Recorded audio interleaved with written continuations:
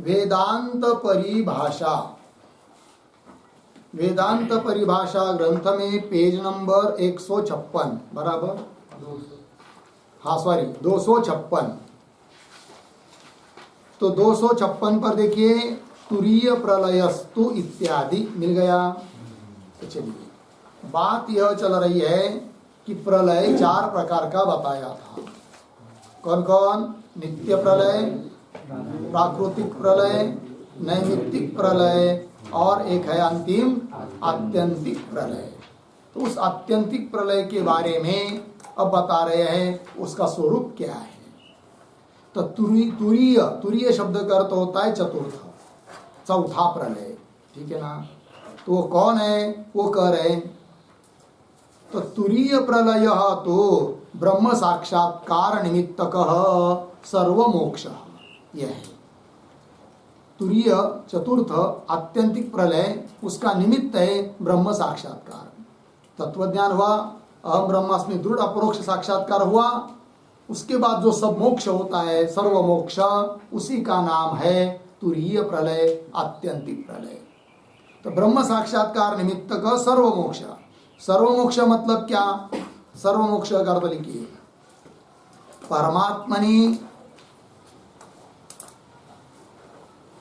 परमात्मनि सर्वेषां अविद्या तत्कार्याणां लयः, अविद्या तत्कार्याणां लयः, सर्वमोक्ष शब्द।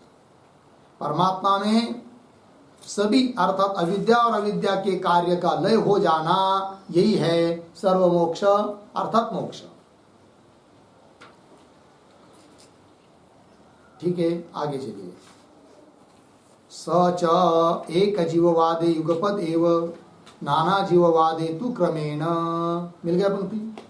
स च, स मतलब क्या? तो स च इस पंक्ति के पहले एक वाक्य लिखिए, सर्व मोक्ष प्रकारम आह।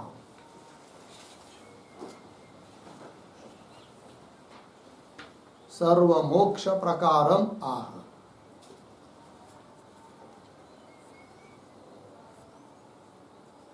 सर्व मोक्ष के प्रकार को बता रहे हैं। सह शब्द से क्या आएगा? सर्व मोक्ष, मोक्ष।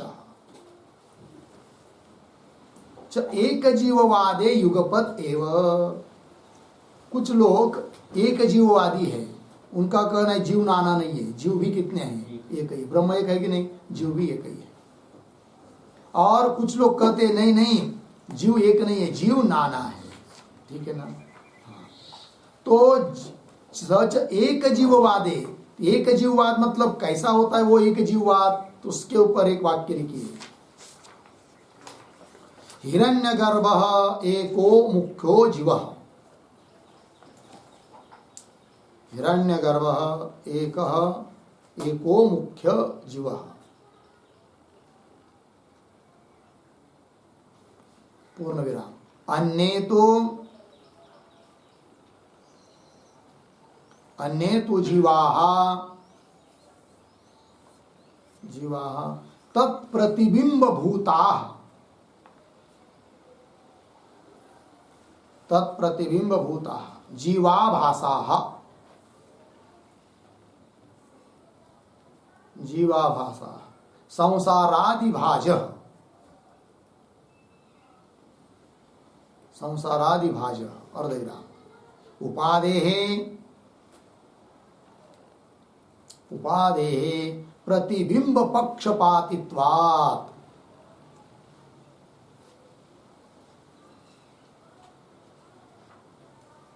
प्रतिबिंब पक्षपातित्वात् हो गया। अर्थ देखिए भाई, तो जो लोग एक जीववादी है उनका कहना है कि हिरण्यगर्भ नाम का एक ही मुख्य जीव है बस, और बाकी अन्य तो जीवा तत्प्रतिबिंब भूता, हिरण्यगर्भ के प्रतिबिंब स्वरूप बाकी के जीव है। वस्तुतः जीव नहीं है, वो जीवाभास है, दिखने के लिए जीव है। जीव तो एक ही है वस्तुतः। कौन? हिरण्य। और जो जीवाभास है ना, वो क्या है? संसारादि भाज, वही संसारी के भागीदार है, उन्हीं में संसार प्रतीत हो रहा है। क्यों? कारण क्या कि उपाधि प्रतिबिंब पक्षपाती, उपाधि प्रतिबिंब का पक्षपाती होती है, अर्थात उपाधि अपने धर्म प्रतिबिंब पर लादती है, छोड़ती है, दिखाती है, ठीक है ना। अतः अन्य जो जीवाभास है वे संसार के भागीदार, वो स्वयं को कह रहे हम जन्मवान है, मृत्युवान है, इतना है, ऐसा है, वैसा है करके लग गया जी, ये कह रहे एक जीववादी। उनके लिए वो युक्ति बताते हैं एक जीववादी, क्या कि जैसे हम लोगों को बहुत बार स्वप्न पड़ता है और स्वप्न में बहुत सारे जीव दिखाई देते हैं। कोई पशु दौड़ रहा है, कोई आदमी पानी पी रहा है, कोई गाड़ी चला रहा है, सब कुछ दिखाई देता है, हम भी उसमें दिखाई देते हैं। तो जो देखने वाला है वो सच्चा एक ही जीव है, और बाकी उस समय तो ऐसा लग रहा है कि ये भी सच्चे मुच्चे जीव है। कोई गाड़ी चला रहा है, कोई पानी पी रहा है, कोई पढ़ रहा है, कोई खा रहा है, कोई दौड़ रहा है, कोई एक दूसरे को मार रहा है स्वप्न में, किंतु वो जीव होते हैं क्या? नहीं, वो क्या सब जीवाभास है। उस प्रकार वस्तुतः इस सृष्टि में एक ही जीव है, हिरण्यगर्भ नाम का, बाकी के सब उसके प्रतिबिंब है, जीवाभास है। लग गया? ऐसा इनका कहना है। तो जो भी कुछ हो, ऐसे जो एक जीववादी लोग हैं ना, उनके मत में ये मोक्ष, सर्व मोक्ष कैसा होगा? तो कह रहे युगपत एव, आगे पंक्ति आई है, सच एक जीववादे युगपत एव। युगपत एव मतलब क्या? युगपत एव का क्या अर्थ है? तो उसका लिखिए अर्थ, एकस्य तत्वज्ञानेन,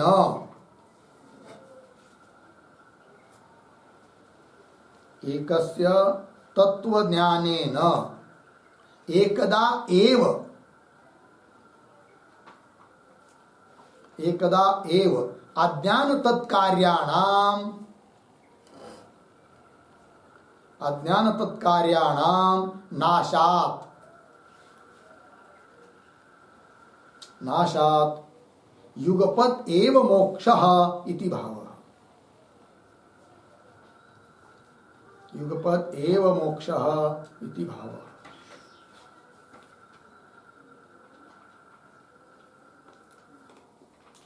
हो गया जी?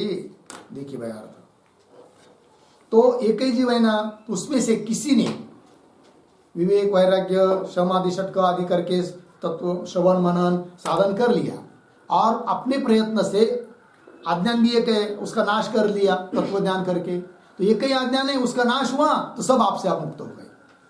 युगपदी, सबकी मुक्ति एक ही बार। वही करे, एकस्य तत्वज्ञानेन, एक को तत्वज्ञान हो गया तो तत्वज्ञानेन एकदा एव, एक ही काल में उस अज्ञान और अज्ञान के कार्य का सबका नाश हो जाता है, अतः सब आपसे आप मुक्त हो जाते हैं। युगपद एव हो गया जी। चलिए, खंडन होता है इस पक्ष का, किंतु जो भी हो उनके मत में ऐसा है। आगे चलिए, सच एक जीववादे युगपद एव, और नाना जीववादे। अब दूसरा मत, कुछ लोग ऐसे हैं वेदांत आदि सब क्या कि नाना जीववादी है।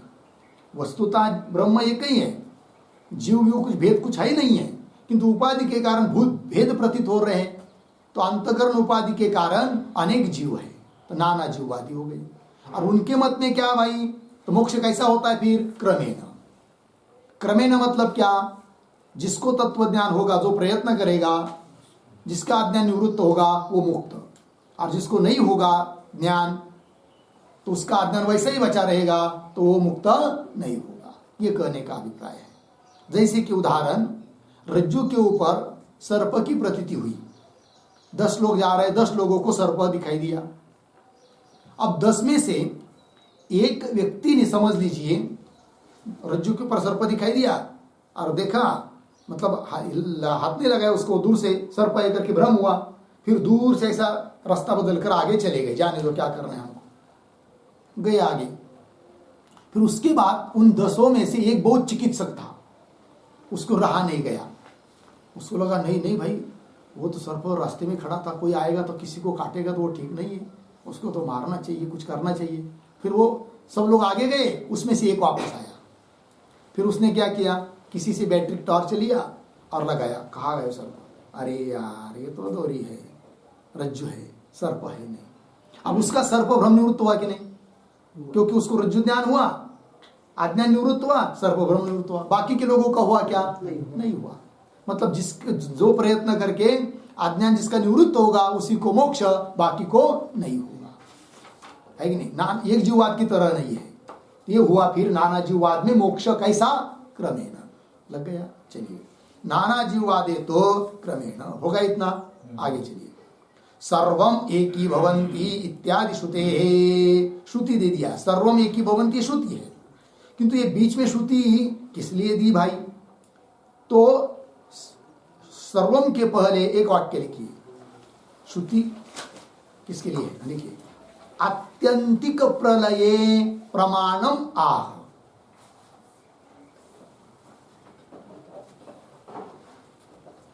आत्यंतिक प्रलये प्रमाणम आह। ठीक है, आत्यंतिक प्रलय जो चौथा मोक्ष, उसके लिए प्रमाण दे रहे हैं, श्रुति का प्रमाण। तो वही आत्यंतिक प्रलय प्रमाणम आह। तो क्या प्रमाण है? सर्वम एकी भवंती। मिल गया जी? सर्व में क्या? सर्व है ना, तब पदच्छेद सर्वे एकी भवंती ऐसा होगा। हो गया ना? तो सर्वे एकी भवंती, तो ठीक है, मूल छपाई वही बराबर है, सर्व एकी भवंती, पदच्छेद सर्वे एकी भवंती। तो उसका अर्थ लिखिए फिर, सर्वे एकी भवंती का सर्वे बराबर सर्वे पदार्थाः,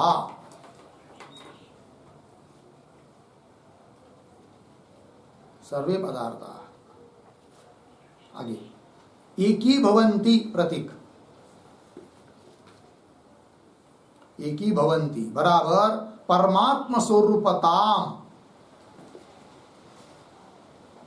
परमात्म स्वरूपताम संपद्यन्ते,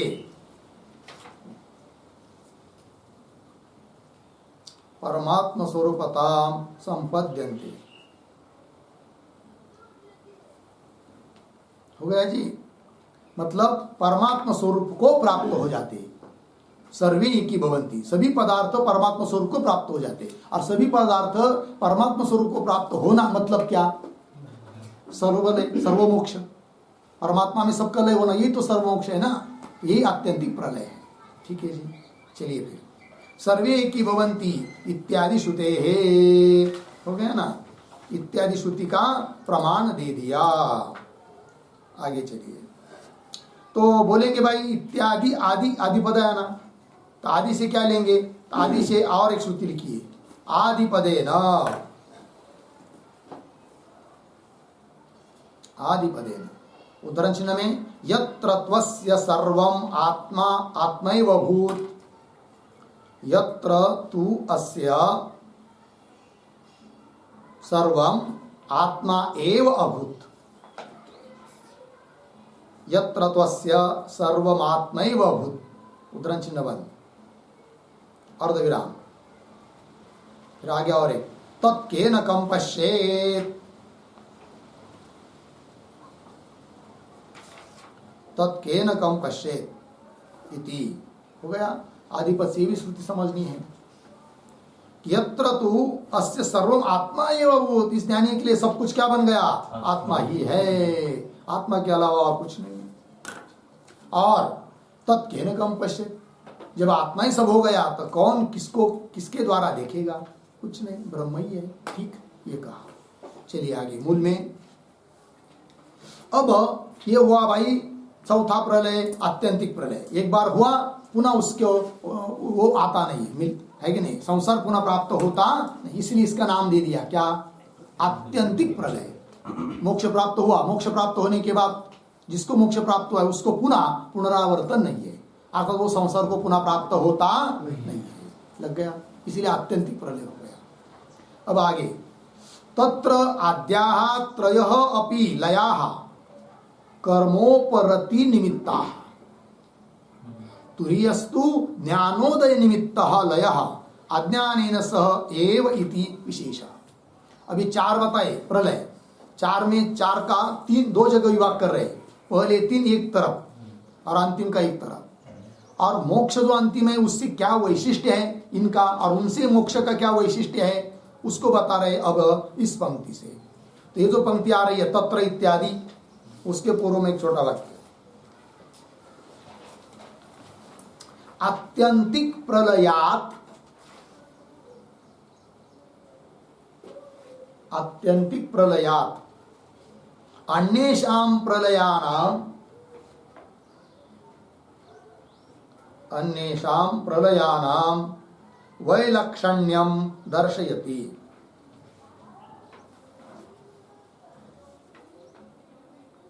वैलक्षण्यं दर्शयति, तत्र इति हो गया। आत्यंतिक प्रलय से अन्य प्रलयों का क्या वैलक्षण्य, क्या विलक्षणता है, इस बात को आप कह रहे हैं। ठीक है, देखो भाई मूल में तत्र आद्याः त्रयः, तत्र, तत्र मतलब तत्र शब्द का अर्थ लिखिए चतुर्षु प्रलयेषु मध्ये,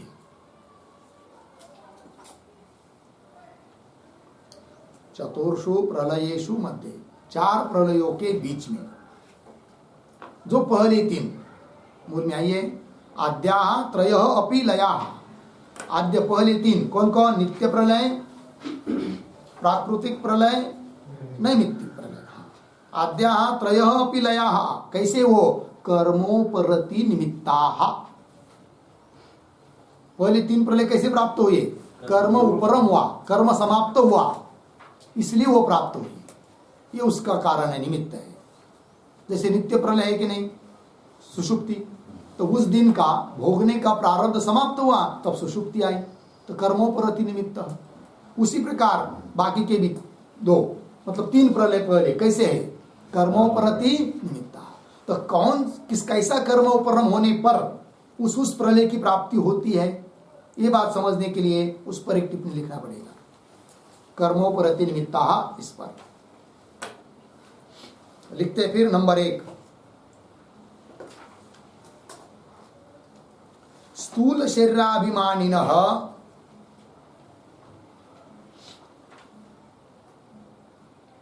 स्थूल शरीराभिमानिनः व्यष्टि जीवस्य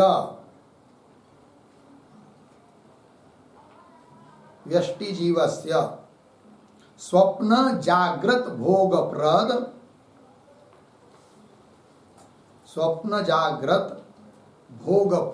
कर्मोपरमः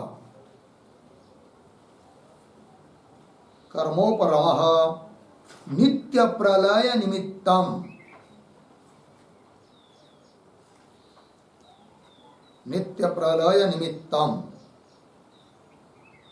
ठीक, चलिए नंबर 2,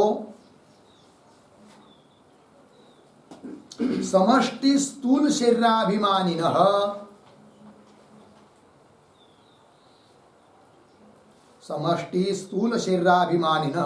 विराजः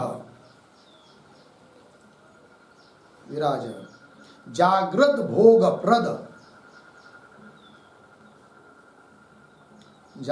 भोगप्रद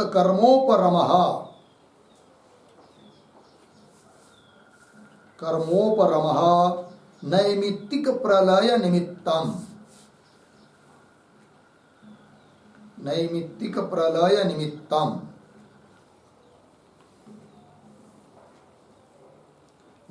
प्रलय निमित्तम हो गया। नंबर 3, हिरण्यगर्भस्य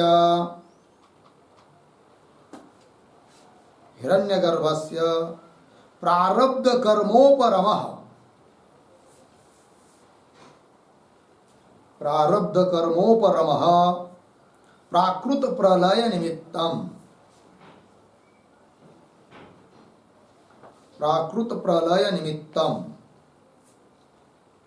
हो गया, प्राकृत प्रलय निमित्तम। नंबर 4, तत्व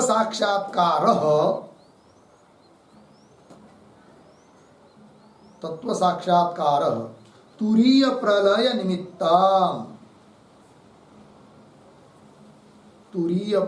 निमित्तम।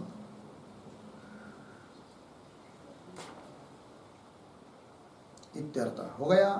देखो भाई एक एक बात को, तो नित्य प्रलय भी कर्मोपरम से ही होता है, नैमित्तिक और प्राकृतिक प्रलय भी। वो कैसे कैसे, तो दे रहे स्थूल शरीराभिमानी न व्यष्टि जीवस्त्य, हम लोग स्थूल शरीर का अभिमान धारण करने वाले जो व्यष्टि जीव है उसका स्वप्न जागृत भोगप्रद, स्वप्न काल में भोग देने वाला और जागृत काल में भोग देने वाला जो कर्म है वो उपरम हो जाता है, समाप्त हो जाता है उस दिन का। तब आती है कौन, निद्रा, सुषुप्ति। और सुषुप्ति ही क्या है, नित्य प्रलय है। तो वही तो भोगप्रद कर्मोपरम, भोग देने वाला कर्म को परम हुआ तो नित्य प्रलय का निमित्त वो बन जाता है। तो नित्य प्रलय का निमित्त कौन, जागृत स्वप्नकालीन भोग देने वाले कर्मों का उपरम। तो कर्मों के उपरम यही निमित्त बना, किसके लिए, नित्य प्रलय के लिए। फिर आगे दूसरा कौन सा, नैमित्तिक प्रलय के बारे में बता रहे हैं। समष्टि स्थूल शरीराभिमानी न विराज, समष्टि जितने भी स्थूल शरीर है सभी स्थूल शरीरों का अभिमान धारण करने वाला कौन, विराट, ठीक है ना। और उस विराट का जागृत भोगप्रद कर्मोपरम, जागृत कालीन भोग देने वाला जो कर्म है उसका, विराट का जब समाप्त हो जाता है, एक दिन समाप्त हो जाता है, सो जाता है, वो कौन, विराट। तो बताया था कि नहीं, दिवस अवसान निमित्त, यही था ना। जागृत भोगप्रद कर्मोपरम नैमित्तिक प्रलय निमित्तम, ये क्या हुआ, नैमित्तिक प्रलय का निमित्त हुआ। तो नैमित्तिक प्रलय का निमित्त भी कौन है, कर्म का उपरम। किसके कर्म का उपरम, विराट के कर्मों का उपरम। हो गया जी। अब आगे चलिए, तीसरा है प्राकृत प्रलय, उसका बता रहे हैं। हिरण्यगर्भ से प्रारब्ध कर्मोपरम, हिरण्यगर्भ है कि नहीं, उसका 100 साल का प्रारब्ध है, उसके हिसाब से 100 साल है कि नहीं, हम लोगों के 100 साल नहीं, हम लोगों उसके 100 साल में हम लोगों के कितने साल होते हैं इसका गणित नहीं कर सकते। लग गया कि नहीं, हाँ। तो उसका भी जब प्रारब्ध समाप्त हो जाता है, किसका, हिरण्यगर्भ का, तब प्रलय हो जाता है। उस प्रलय का नाम दिया है क्या, प्राकृत प्रलय। अर्थात प्राकृत प्रलय के लिए भी निमित्त कौन बना, कर्म का उपरम। किसके कर्म का उपरम, हिरण्यगर्भ के कर्म का उपरम। हिरण्यगर्भ से प्रारब्ध कर्मोपरम प्राकृत प्रलय निमित्तम, लग गया। और अंतिम का जो है कौन, आत्यंतिक प्रलय, उसके लिए निमित्त कर्मोपरम नहीं है, फिर कौन है, तत्वज्ञान। वही लिखा, तत्व साक्षात्कार, तत्व का, ब्रह्म का साक्षात्कार हुआ, अहम ब्रह्मास्मि दृढ़ प्रोक्ष साक्षात्कार हुआ, वही निमित्त है किसके लिए, आत्यंतिक प्रलय के लिए, अर्थात मोक्ष के लिए। ठीक, तो तत्व साक्षात्कार तुरीय प्रलय निमित्तम, लग गया अर्थ। चलिए मूल में, तत्र आद्याः त्रयः पीलयाः कर्मोपरति निमित्ताः, हो गया ना। तुरीयस्तु, तुरीयः चतुर्थः तो ज्ञानोदय निमित्त, ज्ञानोदय हुआ, आत्यंतिक प्रलय हो गया, मोक्ष प्राप्त हुआ। ज्ञानोदय निमित्त लयः, और वो कैसा, अज्ञानेन सह एव, बराबर है क्या, इति विशेष, अज्ञान के साथ वो निवृत्त होता है, कौन, तुरीय प्रलय। अज्ञानेन क्या है आगे, इव है ना, इव नहीं चाहिए, एव, हवर एक मात्रा है कि दो है, तो दो चाहिए। अज्ञानेन सह एव, अज्ञान के साथ ही वो निवृत्त होता है, अज्ञान के साथ सब कुछ निवृत्त हो जाता है।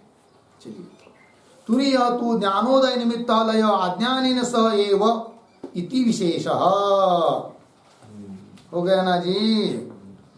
इस पर एक टिप्पणी लिखते हैं विशेष के ऊपर। प्रथम त्रिकेषु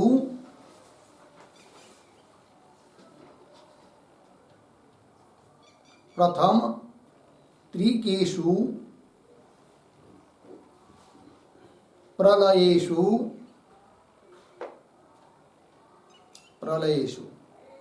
अज्ञानातिरिक्त कार्यस्य लयः,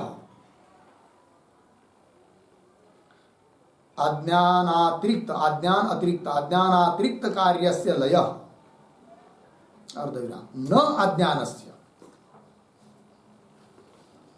न अज्ञानस्य पूर्ण विराम। आगे आत्यंतिक प्रलये तु आत्यंतिक प्रलये तो अज्ञानेन सह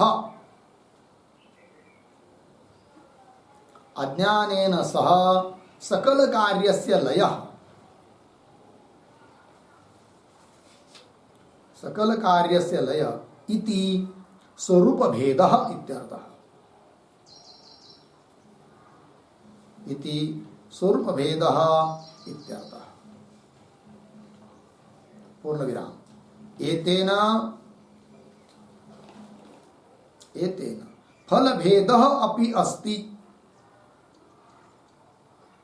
फल भेदः अपि अस्ति इति सूचितम्। इति सूचितम्। पूर्ण विराम। आगे तत्र आद्यत्रयस्य फलम्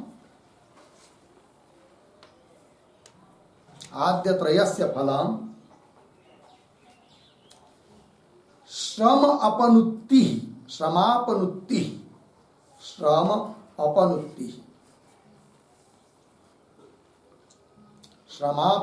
बराबर श्रम निवृत्ति।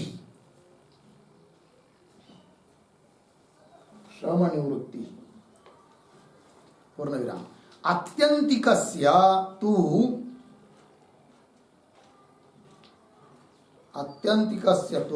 अविद्या निवृत्ति इति।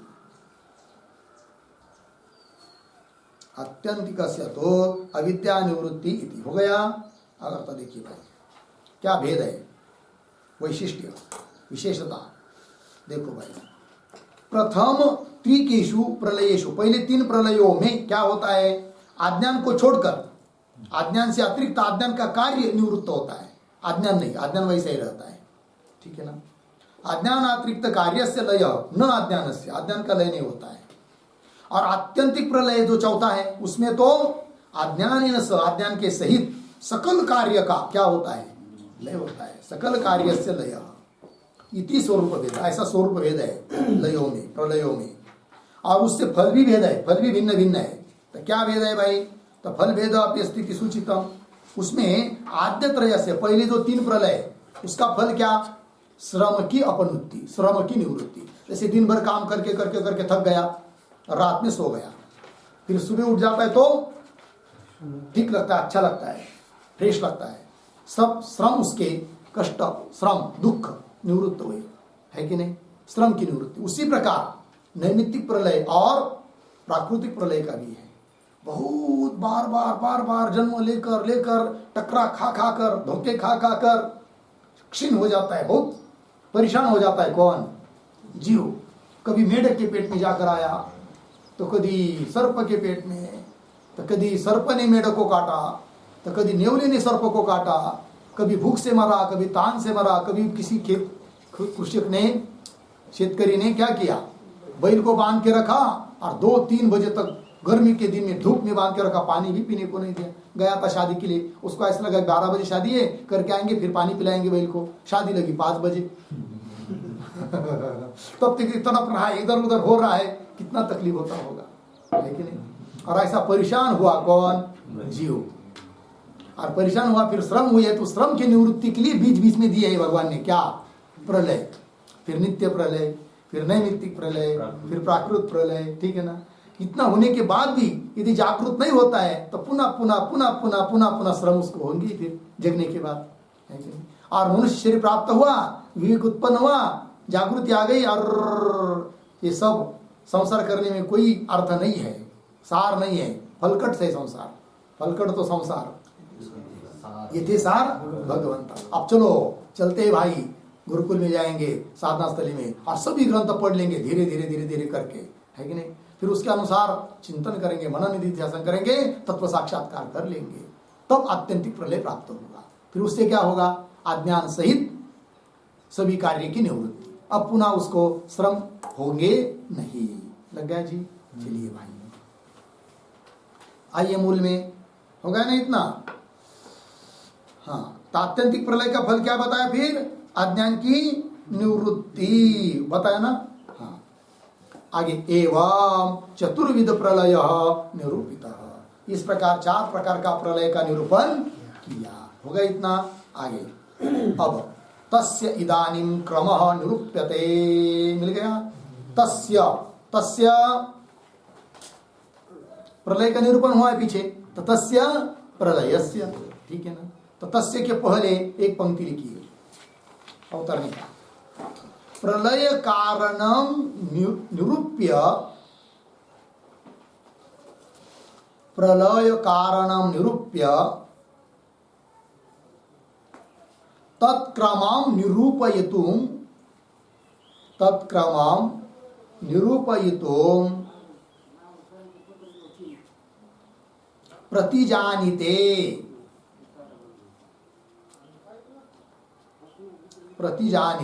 तस्य इति। ठीक है जी, चलो भाई, प्रलय के कारण का निरूपण किया अभी तक। अब उस प्रलय का क्रम का निरूपण करने की प्रतिज्ञा कर रहे ग्रंथ का, ठीक है ना। तस्य इदानीं क्रमः निरूप्यते, प्रतिज्ञा हुई। तस्य प्रलयस्य, प्रलय का क्रम, इदानीं तस्य क्रम निरूप्यते, अब उस प्रलय के क्रम का निरूपण करते। कैसा प्रलय कैसा होता है, क्रम क्या है उसका, वो बता रहे। देखिए, भूतानां भौतिकानां च न कारण लय क्रमेण लय।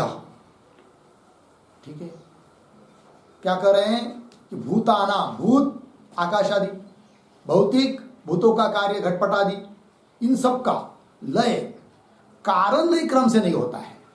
कोई ऐसा न समझे कि कारण के लय क्रम से लय होता है करके, नहीं, यही का जैसे समझते हैं। मतलब क्या, जैसे कारण का नाश हुआ तो कार्य का नाश है कि नहीं। जैसे कपाल का नाश हुआ तो घट का नाश है कि नहीं। घट का नाश हुआ, घट के रूप का नाश। क्यों हुआ, अपंचकृत पंचमहाभूतों की निवृत्ति हुई तो उसका कार्य पंचकृत पंचमहाभूतों की निवृत्ति हुई, फिर उसकी निवृत्ति हुई तो उसका कार्य भौतिक प्रपंच की निवृत्ति।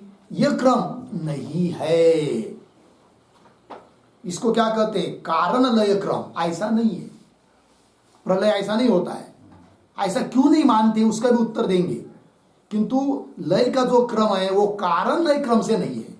फिर कैसा है वो भी बताएंगे आगे। पहले इस पंक्ति को पूरा करते हैं।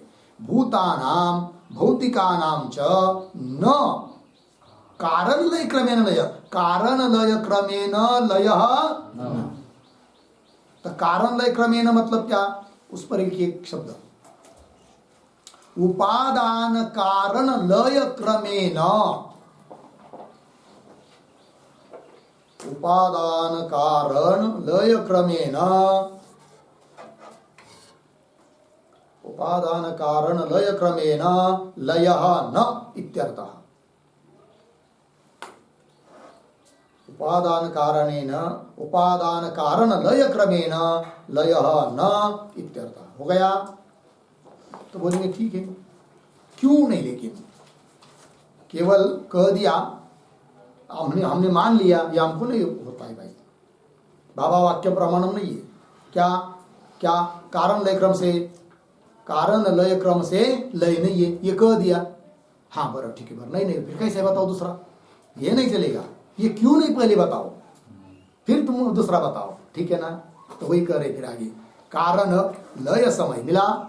तो कारण लय समय जो पंक्ति आ रही है उसके पहले एक छोटा वाक्य, तत्र हेतुम आह,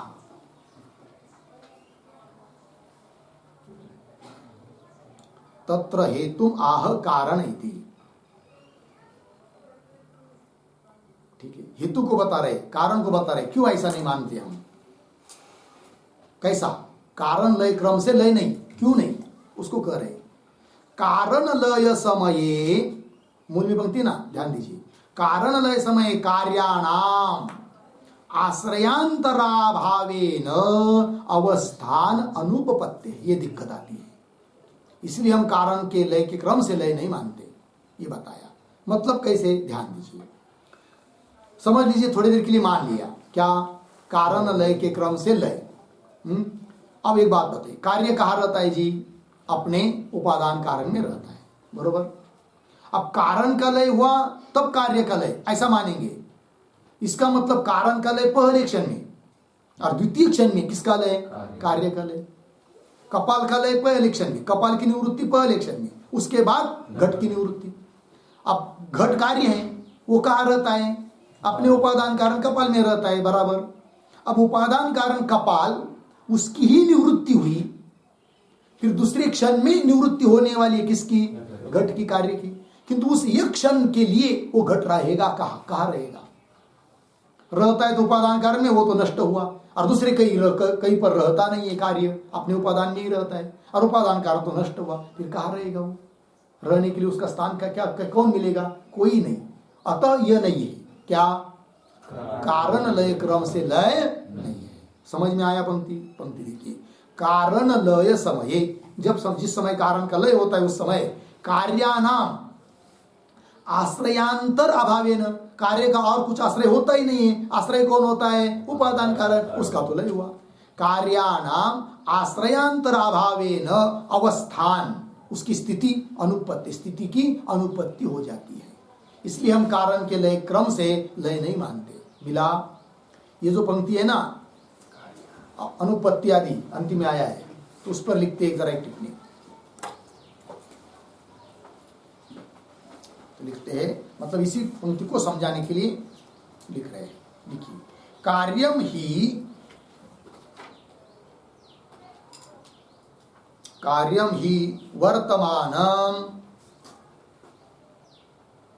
वर्तमानम उपादानाश्रितम सद, उपादानाश्रितम सद वर्तते, उपादानाश्रितम सद वर्तते, अर्धविराम। न अनाश्रितम, न अनाश्रितम अन्याश्रितम वा, अन्याश्रितम वा, पूर्ण विराम। तद यदि उपादान नाशोत्तरम, उपादान नाशोत्तरम कार्यनाश स्यात्, कार्यनाश स्यात्, अर्धविराम। तदा कार्यम अनाश्रितम स्यात्, कार्यम अनाश्रितम स्यात्, अर्धविराम। आश्रयांतराभावात्,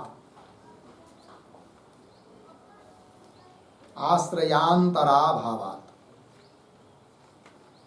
पूर्ण विराम। न च अनाश्रितस्य कार्यस्य, न च अनाश्रितस्य कार्यस्य अवस्थानम युक्तम,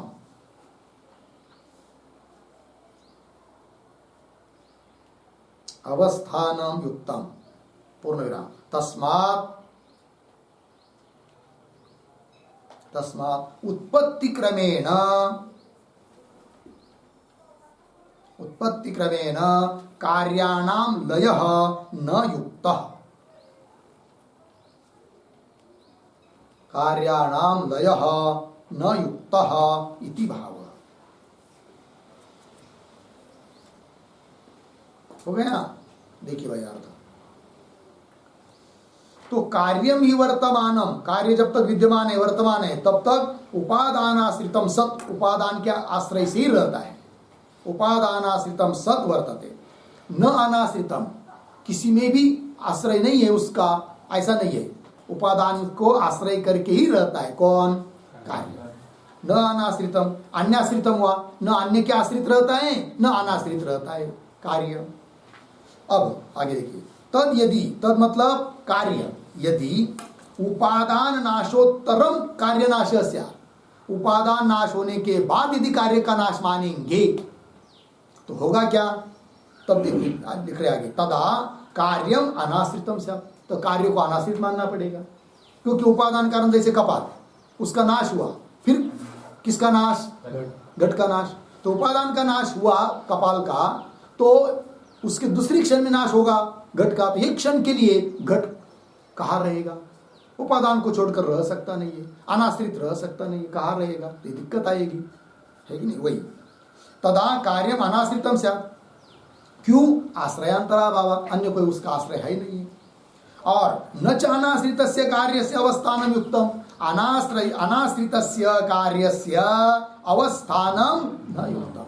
अनाश्रित कार्य किसी का भी आश्रय के बिना कार्य रहता है, यह मानना ठीक नहीं है, क्योंकि ऐसा हो ही नहीं सकता। इसलिए हम नहीं मान सकते क्या?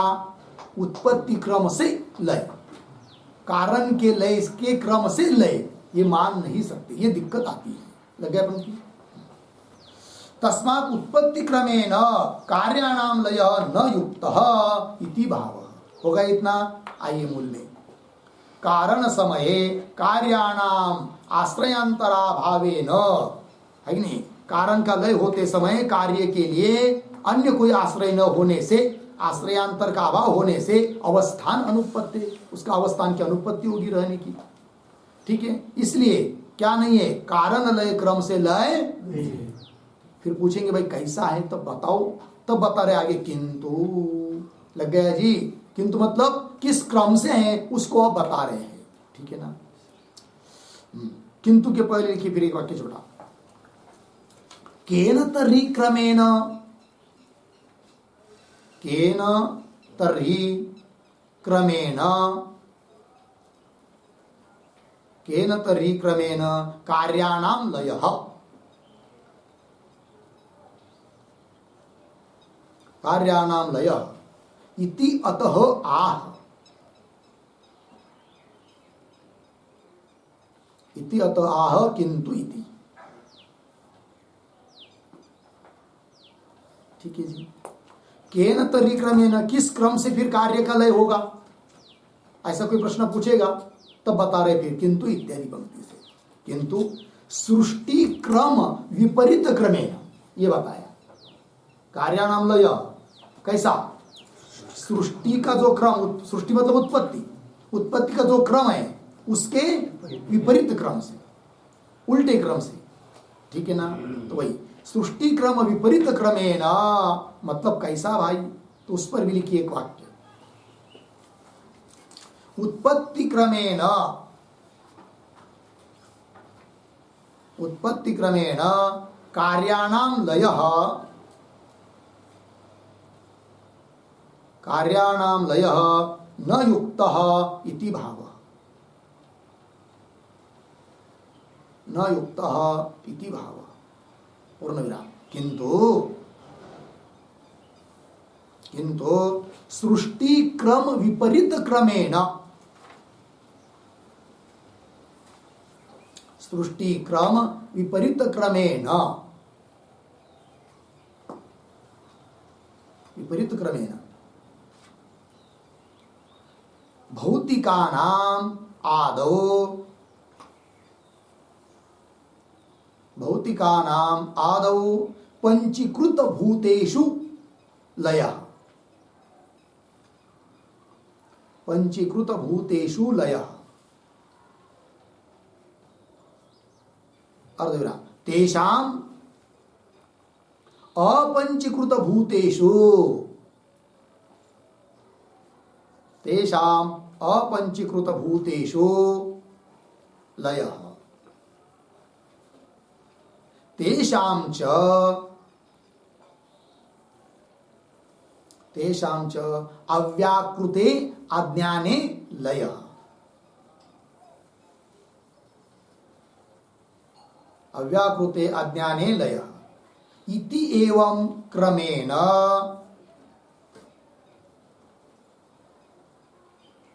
इति एवं क्रमेण लयः भवति।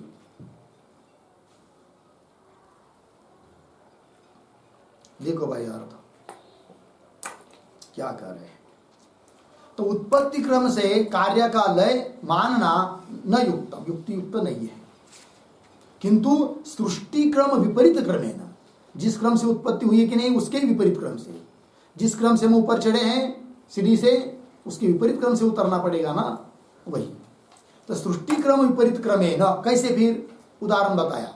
भौतिक आना, भौतिक मतलब भूतों का कार्य, पंचमहाभूतों का कार्य घट पट आदि सब, तो उन भौतिक पदार्थों का सबसे पहले लय होगा किसमें? पंचीकृत पंचमहाभूतों में, क्योंकि भौतिक पदार्थों की उत्पत्ति किससे हुई है? पंचीकृत पंचमहाभूतों से हुई है। तो भौतिका नाम आदो पंचीकृत भूतेषु लय। अब रहे कौन? पंचीकृत पंचमहाभूत, फिर उनका लय होगा किसमें? अपंचीकृत पंचमहाभूतों में। वही लिखा तेषाम अपंचीकृत भूतेषु लय। और उन अपंचीकृत भूतों का फिर अव्याकृत अर्थात अज्ञान, अज्ञान में लय होगा। इस क्रम से लय होता है। फिर अज्ञान बचा, तो अज्ञान क्या? अज्ञान कैसा है? सद असत से विलक्षण अनिर्वचनीय है, अर्थात मिथ्या कल्पित है। तो बचा कौन? एकमात्र परमात्मा। लग गया जी ये बात। चलिए अब मूल में हो गया नहीं इतना, किंतु सृष्टि क्रम विपरीत क्रमे न हो गया। आगे तत्त कार्य नाशे तत्त जनक अदृष्ट नाशस्यैव प्रयोजकतया उपादान नाशस्य अप्रयोजकत्वात्। ठीक है ना, बहुत महत्व की बात है। क्या? तो नैयिक लोग जो है ना, वो क्या कहते पता है? वो कहते कि नहीं भाई, ये वेदांतियों का कहना ठीक नहीं है। उपादान का जो लय उस क्रम से ही कार्य का लय मानना चाहिए। और दिखता भी है प्रत्यक्ष, तंतु का नाश हुआ तो पट कहाँ रहेगा? नष्ट ही हो जाएगा, है कि नहीं? तो कारण का लय हुआ, कार्य कारण का नाश हुआ, कार्य का नाश होता है, ऐसा ही मानना चाहिए। क्यों आप ऐसा मान रहे हो? विपरीत क्रम से। ठीक है, तो ये तो पंक्ति आ रही है ना, तत्त कार्य नाशे, उसके पहले एक वाक्य लिखे अवतरणिका के रूप में, ननो उपादान लय क्रमेण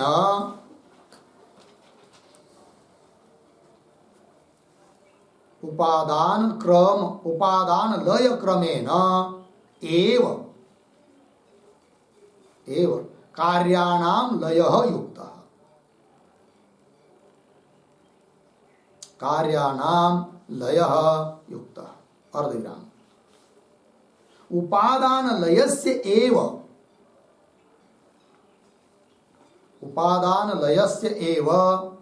उपादेय लय हेतुत्वात्।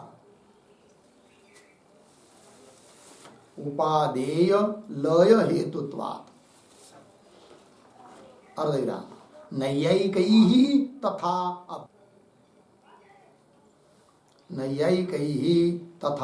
अभ्युपगमात् इति अतः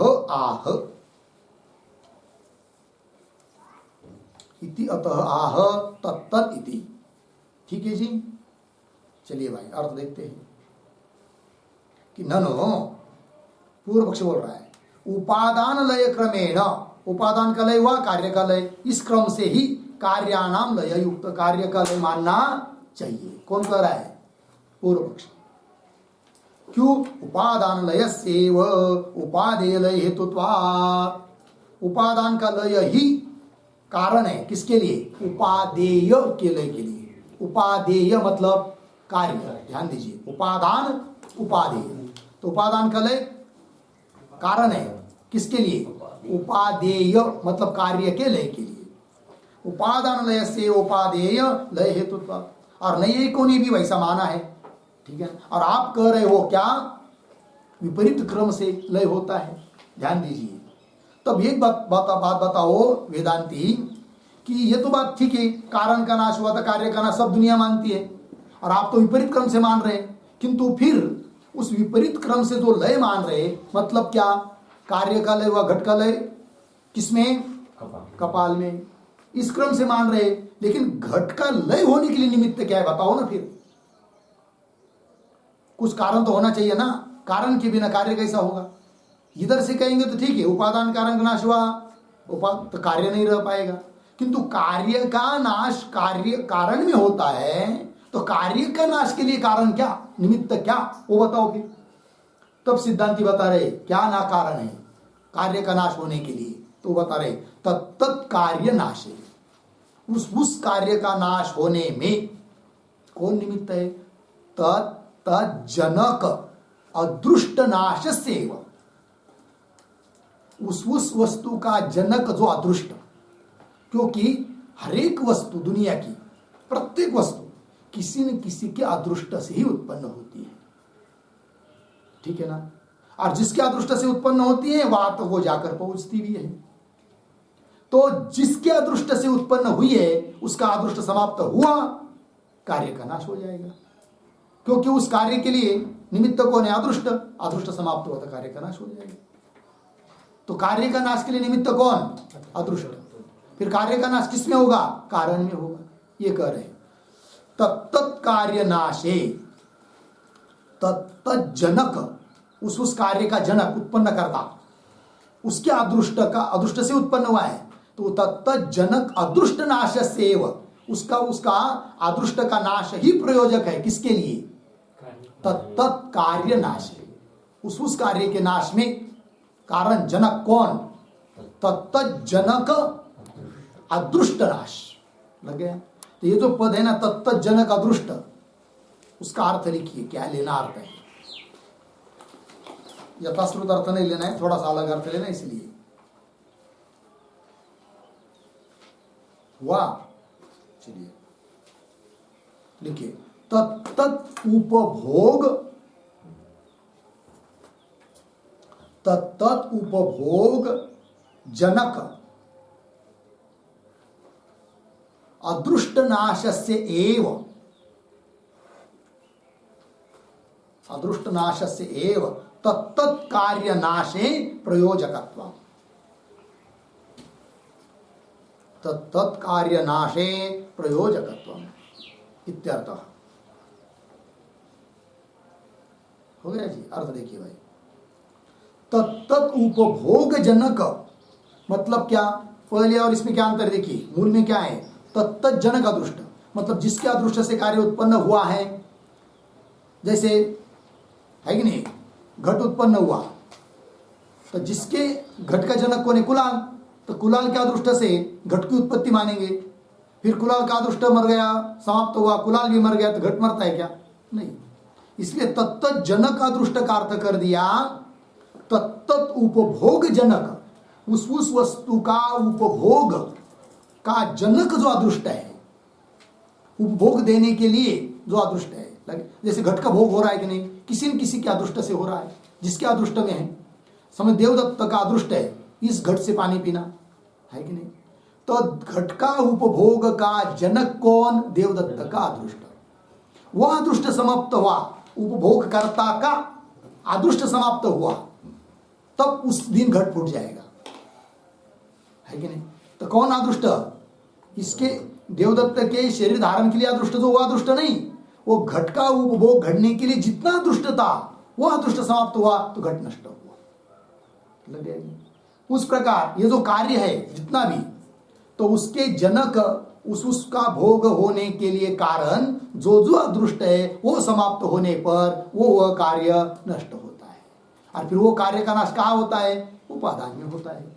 लग गया जी? ऐसा पंक्ति देखिए, तो तत्त उपभोग जनक अदृष्ट नाश से एव तत्त कार्य नाशे, उस कार्य के नाश में वो प्रयोजक है। लगा? चलिए मूल में, तत्त कार्य नाशे तत्त जनक अदृष्ट नाश से प्रयोजकतया, प्रयोजक होने के कारण उपादान नाशस्य अप्रयोजकत्वात्। इसलिए हे नैयायिक, नैयायिक का खंडन किया। तो नैयायिक ने क्या माना है? उपादान का नाश कार्य के नाश के लिए कारण माना है, अर्थात कार्य नाश का प्रयोजक कौन? उपादान का नाश माना है, उसका खंडन किया। उपादान नाशस्य अप्रयोजकतया, उपादान का नाश कार्य के नाश में प्रयोजक नहीं है, अप्रयोजकतया। लग गया जी? अप्रयोजक है। अतः हमने जो माना है वही ठीक है। क्या? विपरीत क्रम से लय। लग गया इतना? हाँ। अब यहां पर किसी को शंका हो सकती है कि भाई दिखाई तो दे रहा है कि उपादान का नाश होने पर कार्य का नाश होता है, ये सब तो वो फिर कैसा है कि नहीं? तो ये जो पंक्ति आई ना अंतिम में, उपादान नाश से अप्रयोजकत्वात्, उस पर एक वाक्य लिखते हैं टिप्पणी, कार्य द्रव्य नाशम प्रति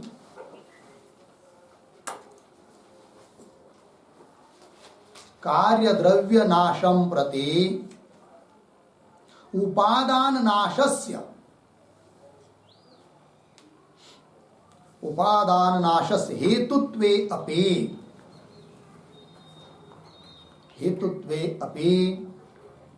कार्य सामान्य नाशं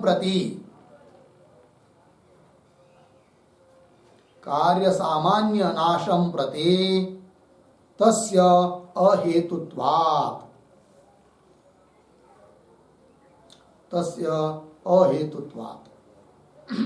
पूर्ण विराम। अननुगतानां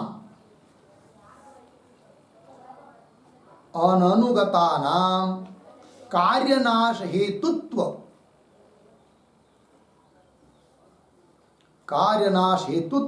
कल्पनापेक्षया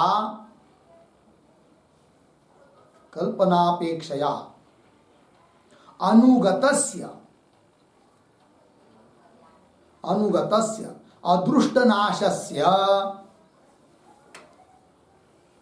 अदृष्टनाशस्य हेतुत्व औचित्यात्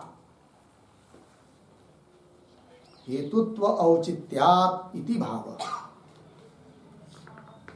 ठीक है, तो देखिए भाई,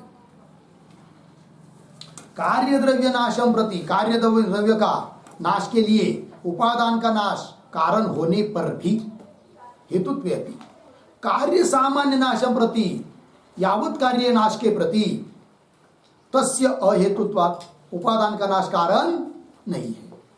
क्यों? अननुगत है। तो अननुगत कार्य नाश हेतुत्व कल्पनापेक्षा, कार्य का नाश के लिए हेतु किसी अननुगत धर्म को मानने की अपेक्षा, ऐसी कल्पना करने की अपेक्षा ऐसा कारण मानना चाहिए कि जो सब में अनुगत है। तो वही करे, अननुगतानां कार्यनाश हेतुत्व कल्पनापेक्षया अनुगतस्य अदृष्टनाशस्य, अदृष्ट का नाश क्या है? सब जगह अनुगत है। जो भी कार्य का नाश हो रहा है वो तभी हो रहा है क्या? उसका उपभोग देने का जो अदृष्ट है वो समाप्त हुआ है। ठीक है ना? अनुगतस्य अदृष्टनाशस्य हेतुत्व औचित्यात् इति भाव। लग गया पंक्ति? चलिए अब आगे। प्रयोजकतया उपादान नाशस्य अप्रयोजकत्वात् मिला अन्यथा। अन्यथा मतलब सिद्धांति करे हम जैसा करे वैसा नहीं मानेंगे तो क्या अन्यथा? अन्यथा शब्द का अर्थ लिखिए, अन्यथा बराबर उपादान नाशस्य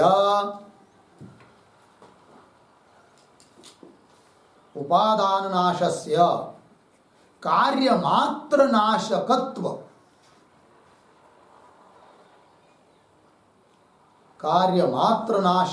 अभ्युपगमे सती। हो गया, यह अन्यथा हुआ। क्योंकि अन्यथा के पहले वाले वाक्य में क्या दिया? उपादान नाशस्य अप्रयोजकत्वात्, उपादान का नाश प्रयोजक नहीं है कार्य नाश के लिए, ये कहा सिद्धांतियों ने। अन्यथा ऐसा नहीं मानेंगे तो मतलब उपादान का नाश ही कार्य के नाश के लिए कारण है, ऐसा मानेंगे तो क्या दिक्कत आएगी? वो दे रहे हैं। अन्यथा उपादान नाशस्य, उपादान का नाश ही कार्य नाश जनकत्व, कार्य नाश का जनक है, ऐसा यदि मानेंगे तो न्यायमते, न्यायमत में भी दिक्कत आएगी। कैसे? न्यायमते महाप्रलये पृथ्वी परमाणुगत रूप रसादेहे अविनाशापत्ते, यह आपत्ति आएगी। जब महाप्रलय होता है नई एक मत के अनुसार भी, तो उस समय क्या होता है? केवल बस परमाणु मात्र अवशेष रहते हैं। पृथ्वी के परमाणु, जल के परमाणु, उसमें कुछ रस गंध गुण आदि कुछ नहीं रहता है। ठीक है? तो न्यायमते महाप्रलय पृथ्वी परमाणु गत, पृथ्वी परमाणु में विद्यमान कौन? रूप रस इत्यादि का नाश नहीं हो पाएगा। कब? यदि कार्य नाश के लिए कारण उपादान का नाश ही मानेंगे तब। मतलब उपादान के नाश से ही कार्य का नाश होता है, ऐसा यदि मानेंगे तो महाप्रलय काल में परमाणु का, पृथ्वी परमाणु का क्या गंध रूप इत्यादि का नाश नहीं हो पाएगा। क्यों? उस परमाणु में विद्यमान जो गुण रूप रस, उसके लिए उपादान कारण कौन है? परमाणु। और परमाणु का नाश होता है क्या? नहीं, यही कौन है? परमाणु का नाश माना है क्या? नहीं माना है। तो उपादान कारण का नाश ही नहीं होगा तो उसमें रहने वाले रूप रस का भी नाश नहीं हो पाएगा, और रूप रस आदि का नाश नहीं हो पाएगा तो महाप्रलय कैसा कहलाएगा? महाप्रलय का मतलब केवल परमाणु शेष रहना है कि नहीं, ये दिक्कत आएगी। इसलिए उपादान का नाश कार्य नाश के लिए कारण है, यह मानना ठीक नहीं। फिर कैसा मानना चाहिए? उत्पत्ति क्रम से लय नहीं अपितु विपरीत क्रम से। लग गया जी? हाँ, तो वही दे रहे हैं, न्याय मते महाप्रलये पृथ्वी परमाणुगत रूप रसादे अविनाशापत्ते। मिला? अविनाशापत्ते पंक्ति है ना, उस पर एक छोटा वाक्य लिखिए, अर्थ लिखिए उसका। अविनाशापत्ते बराबर परमाणुगत रूप रसादे, परमाणुगत रूप रसादे विनाशाभाव प्रसंगात, विनाशाभाव प्रसंगात पूर्ण विराम। नैयायिक नये, नैयायिक नये समवायी कारणस्य परमाणु हो, समवायी कारणस्य परमाणु हो नित्यत्वाभ्युपगमेन,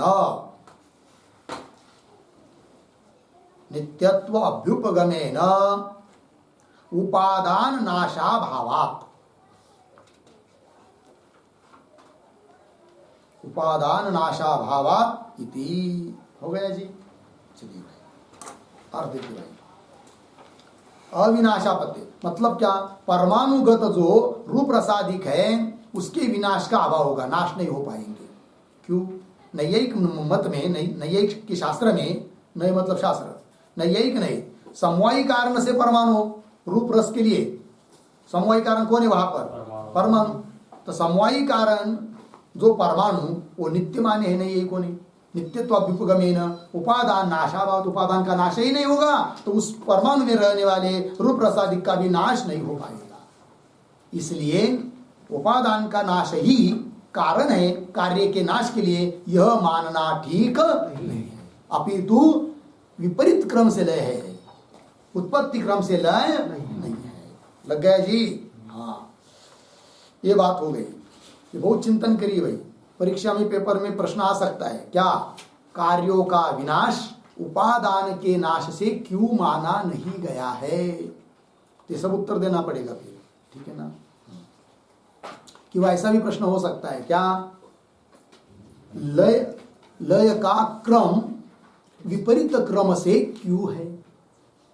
ठीक है ना? तो पहले वाला उत्तर देना पड़ेगा फिर, कारण समय, कारण लय समय इत्यादि, ठीक है ना? चलिए अब आगे, तथा च मिला? तो तथा च इत्यादि पंक्ति द्वारा क्या कर रहे फिर? अब तो तथा के पहले एक वाक्य लिखिए, फिर आगे का विचार कर करेंगे। तो तथा के पहले एक वाक्य लिख के रखिए, सृष्टि क्रम विपरीत क्रमेण, सृष्टि क्रम विपरीत क्रमेण लय प्रकारम दर्शयति, लय प्रकारम दर्शयति तथा च इति।